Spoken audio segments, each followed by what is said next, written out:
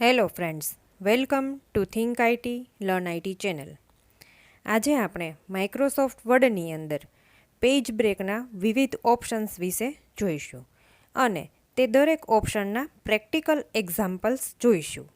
તો જે મિત્રોએ ચેનલને સબસ્ક્રાઈબ નથી કરી તેઓ આવા જ વિડીયો મેળવવા માટે જલ્દીથી ચેનલને સબસ્ક્રાઈબ કરે અને ચેનલની લિંક અન્ય મિત્રો સાથે શેર કરે. તો ચાલો શરૂ કરીએ આજનો આપણો ટોપિક પેજ બ્રેક. માઇક્રોસોફ્ટ વર્ડમાં પેજ બ્રેકનો ઉપયોગ કરવા માટે પેજ લેઆઉટ ટેબ પર ક્લિક કરી ત્યાં બ્રેક્સ ઓપ્શન જોવા મળશે. તેના ઉપર ક્લિક કરતાં 3 ઓપ્શન જોવા મળશે. પ્રથમ છે પેજ બ્રેક, સેકન્ડ છે કોલમ બ્રેક અને થર્ડ છે ટેક્સ્ટ રેપિંગ. હવે આ ત્રણેયનો ઉપયોગ ક્યાં અને કઈ રીતે કરવામાં આવે છે તે જોઈએ. સૌ પ્રથમ પેજ બ્રેક વિશે જાણીએ. પેજ બ્રેકનું કામ હોય છે કે કોઈ લાઇન કે પેરેગ્રાફને નવા પેજથી સ્ટાર્ટ કરવો. આ કામ પેજ બ્રેક કરે છે. આ કઈ રીતે કાર્ય કરે છે તેનું ઉદાહરણ જોઈએ. હું અહીં અમુક ટેક્સ્ટ એક્ઝામ્પલ માટે લખું છું. આ લખ્યા પછી હું ઈચ્છું છું કે પ્રથમ પેરેગ્રાફ પ્રથમ પેજમાં રહે અને બીજો પેરેગ્રાફ બીજા પેજમાં જતો રહે. એટલે કે યુ કેન વાળો પેરેગ્રાફ છે તે બીજા પેજમાં જતો રહે. તેના માટે માઉસનું કર્સર યુ આગળ રાખી બ્રેક ઉપર ક્લિક કરી પેજ ઉપર ક્લિક કરતાં યુ વાળો પેરેગ્રાફ બીજા પેજ પર જતો રહેશે. તેની શોર્ટકટ કી છે કંટ્રોલ ડી, કંટ્રોલ એન્ટર. હું અહીં કંટ્રોલ એન્ટર આપીશ જેથી યુથી શરૂ થતો પેરેગ્રાફ ઓટોમેટિકલી બીજા પેજમાં જતો રહેશે. જ્યાં કર્સર રાખેલું હતું ત્યાંથી શરૂ થતો પેરેગ્રાફ નીચે આવશે. હવે આપણે કોલમ બ્રેકની વાત કરીએ.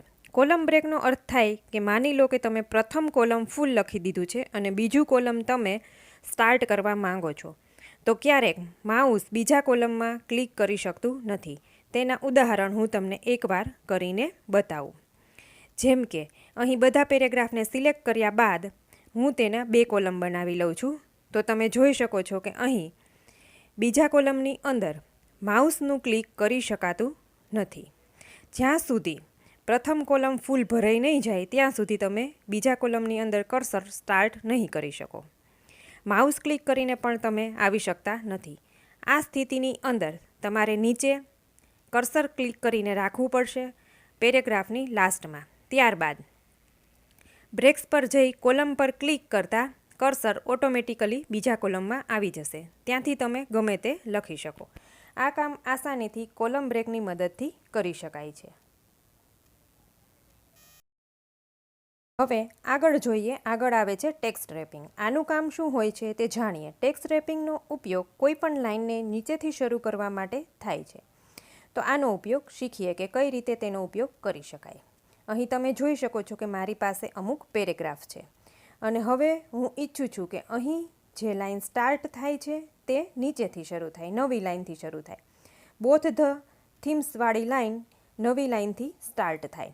તો માઉસનું કર્સર રાખી અને એન્ટર કી આપતા ઓટોમેટિકલી તે લાઇન નીચે આવી જશે. પરંતુ આનો અર્થ એ થશે કે તે એક અલગ પેરેગ્રાફ બની ગયો.